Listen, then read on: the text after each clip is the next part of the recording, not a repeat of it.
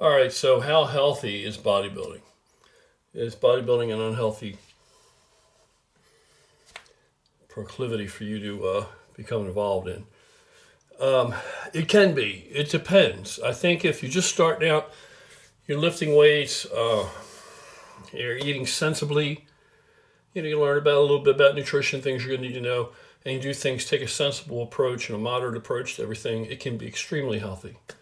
And again, my definition of bodybuilding and many people's definition of bodybuilding, I think Sean Ray expressed the same sentiment.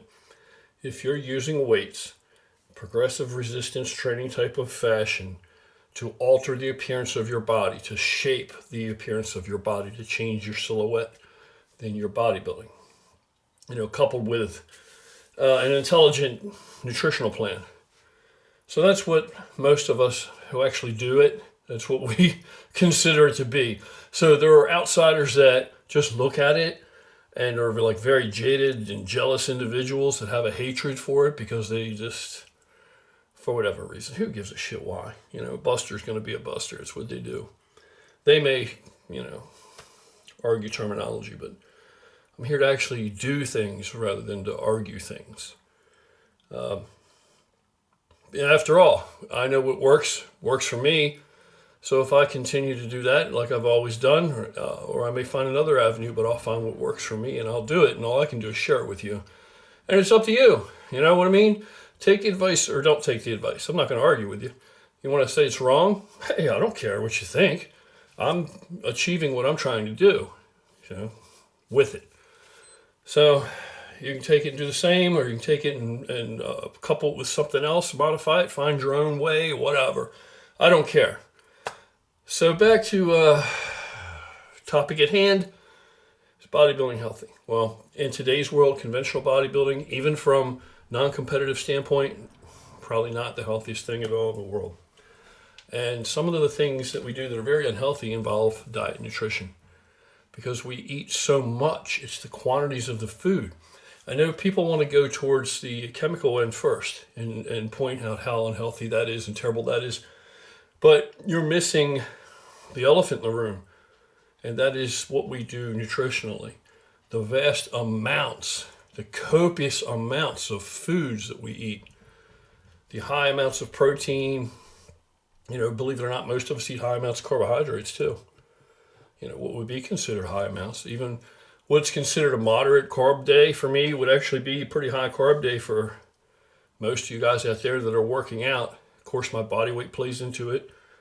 I've dieted for competitions where I've taken in 400 to 600 grams of carbs a day and gone as high as 600 grams of protein a day, all from solid food, no nutritional supplements. So why don't we use nutritional supplements and protein powders and things like that? If they work, why don't we use them pre-contest?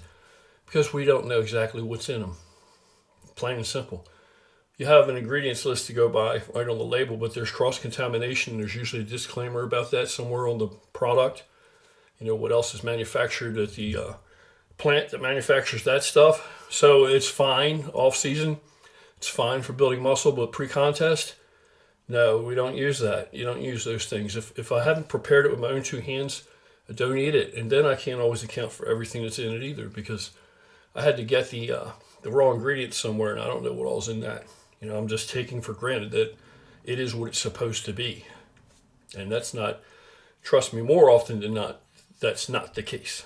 Anyway, so I think that one of the most unhealthy things that you can do as a bodybuilder is your eating, is the eating. And I'm not just talking about guys that are perma bulkers, so the haters call them, or, busters say, which is your business. And you know what? That does work to a degree for another reason that they don't even understand. And I'll get into that another time. But when we eat these huge amounts of food, it places such an industrial strain on your digestive system that when you look at the guys and you say, the guys that are competing, and everybody wants to argue about what's causing the distended gut. And they just go to reason guys are bigger than ever.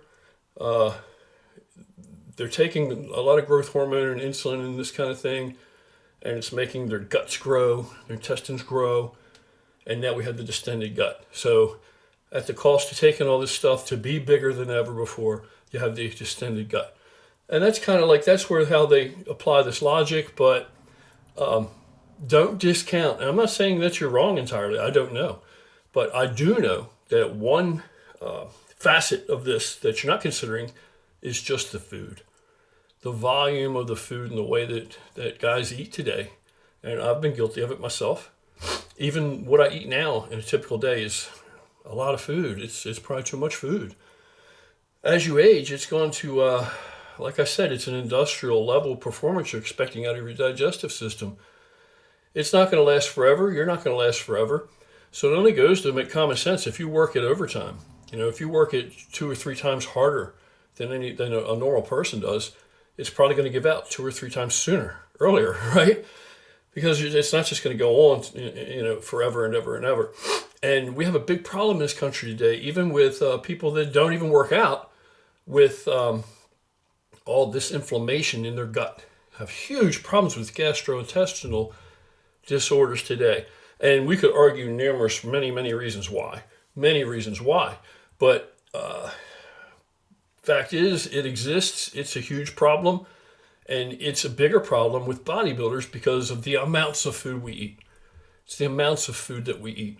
So as an older guy, I would start to look at these things. I would start to look at these things and reconsider.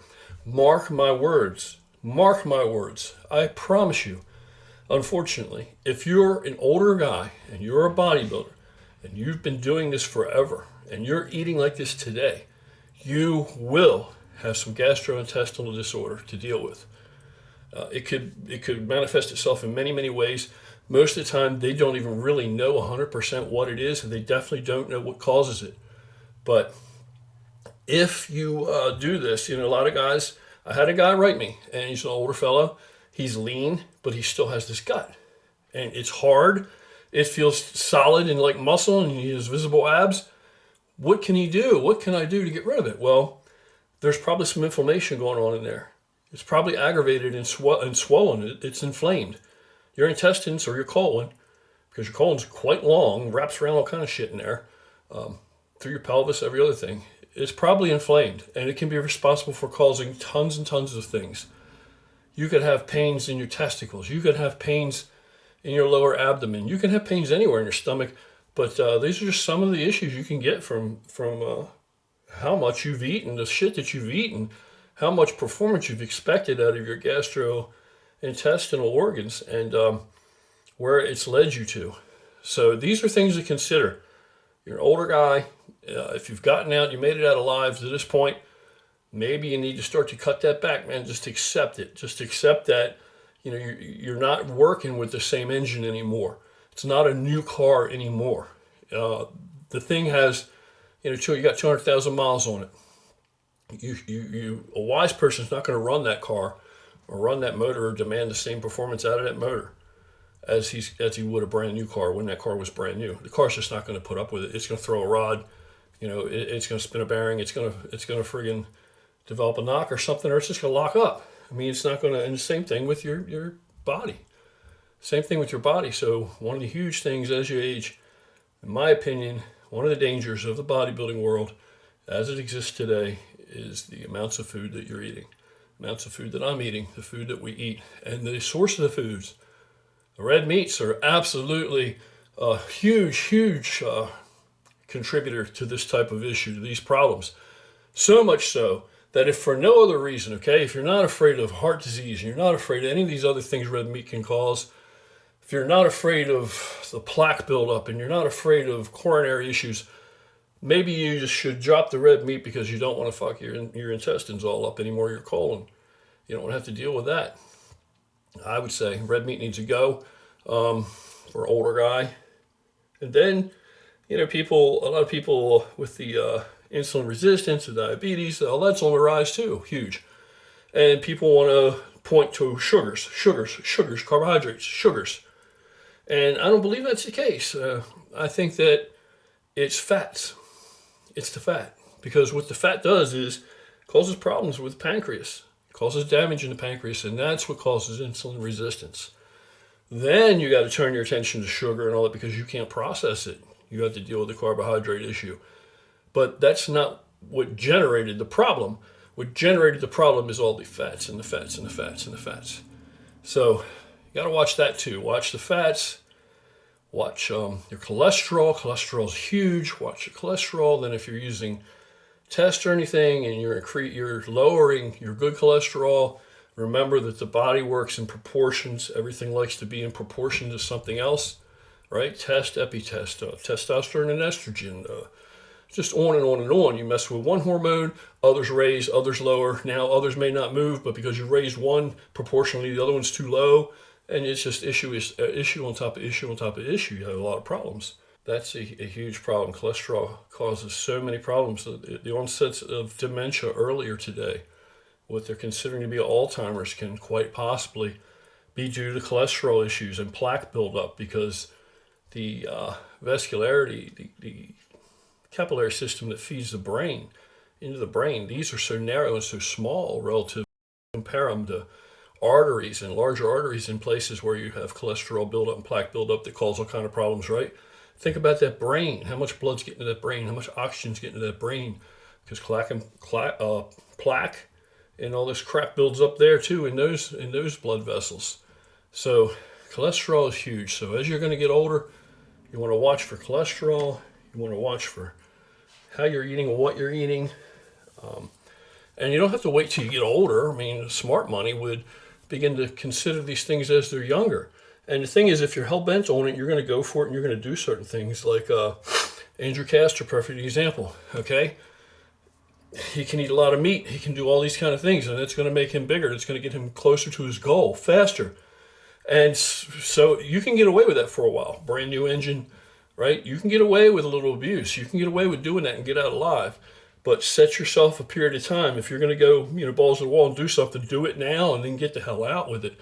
But as an older guy, be thankful you did what you did.